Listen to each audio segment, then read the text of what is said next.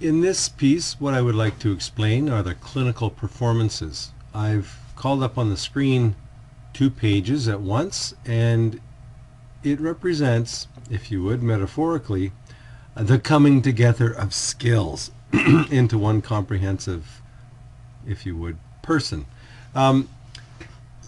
It represents the 2 stages, as I described in the orientation, the phase where students become familiar with the clinical process, the acclimatization period, and then the second phase where they're actually developing their skills and refining their skills.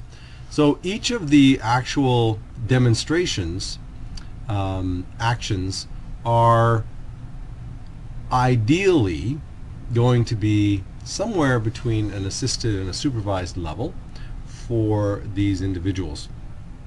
And in stage 1, the target is supervised. So I will go through some examples of demonstrating respect for the client, documentation for clarity and reliability, or readability, I can't even read my own writing, creating an appropriate treatment plan, seeking assistance when required, developing a clear clinical impression. I'm just going to reduce the size so we can see the bottoms of these pages.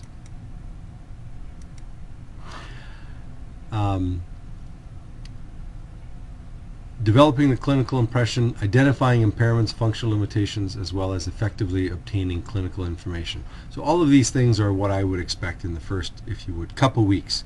They should be, again, really, the student is inquiring, inquisitive, they're present, and they're following in what would be a clinical process. The A, B, C, D, E, if you would, of doing things. Now, this is scored at the end, and if they meet S performances, meaning the supervisor observes and makes suggestions to enhance their treatment outcomes, the student is able to understand and apply the general principles without being shown directly. Guidance is different than showing them how to do something. If it's something new and different, well, sure, they would be modeled, but they would just need verbal guidance, redirection, if you would, and they should be appropriate in their skills to be able to do this. So if they approach you after an evaluation, or after they've documented something, they are to bring this to you and negotiate. This is where they say, I believe that I've demonstrated X, Y, and Z in my documentation, clarity and readability. They can use, for example, a checklist, the documentation checklist. And they want to initial here, they initial here, or they get you to initial here in this segment of this bullseye.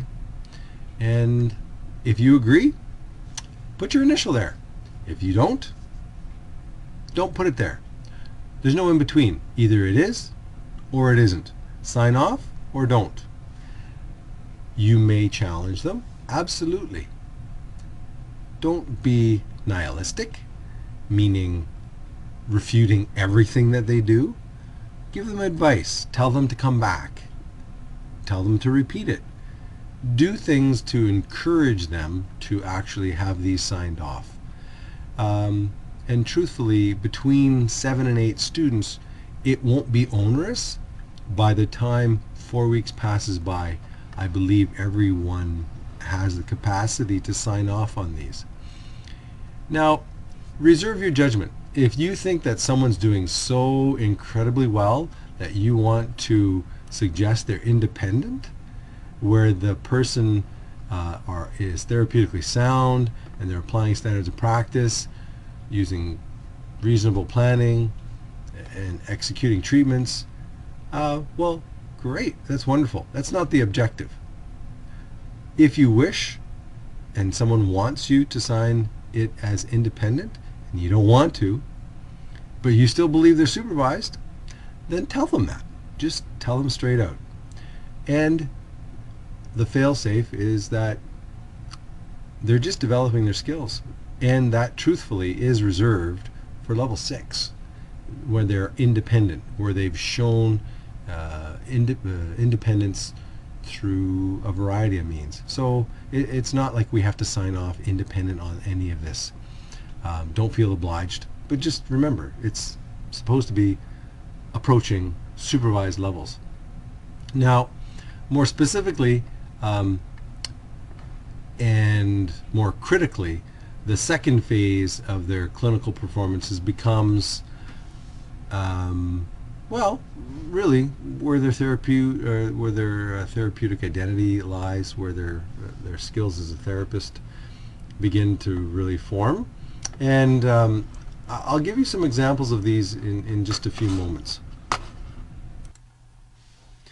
So in order to provide examples and clarity to both the supervisors and the students, I'm using the information contained in a file called the Amalgamated Clinical Evaluation Form, which was, I'll say, a historical document that we used, and we broke down the performances in clinic based on these examples.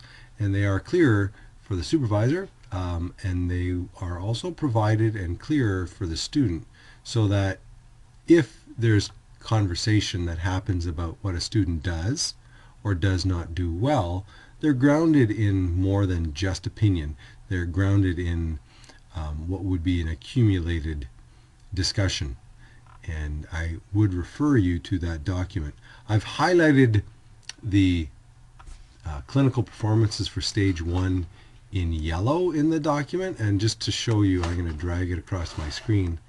So in this example, creates an appropriate treatment plan, seeking supervision when required, and this is termed for level 2 of the intensive group, not level 2 of the regular program, that they use critical thinking and problem solving processes in creating the treatment plan.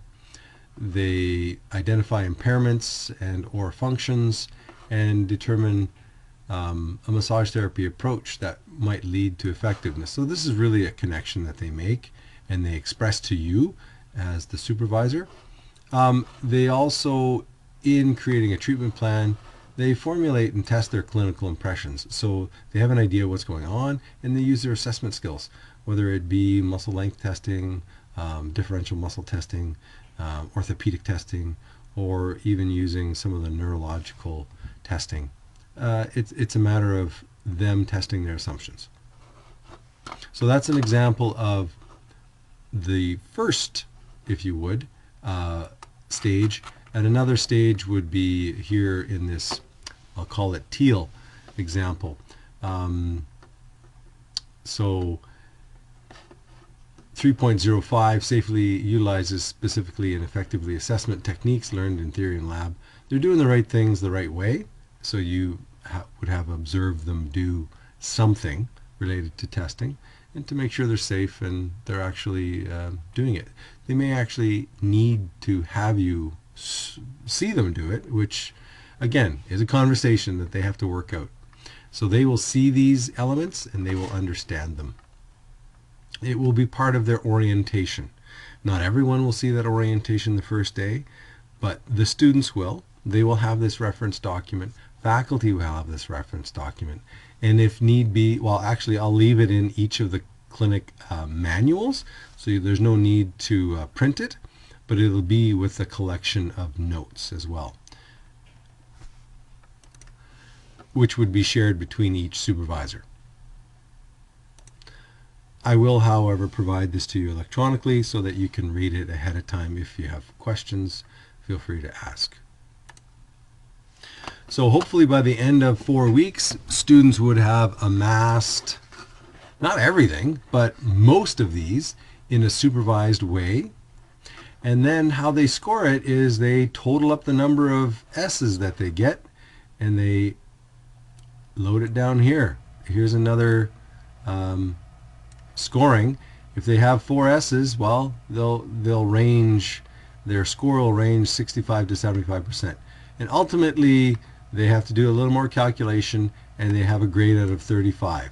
That grade out of 35 gets entered back on their summary page, which is stage 1 and stage 2.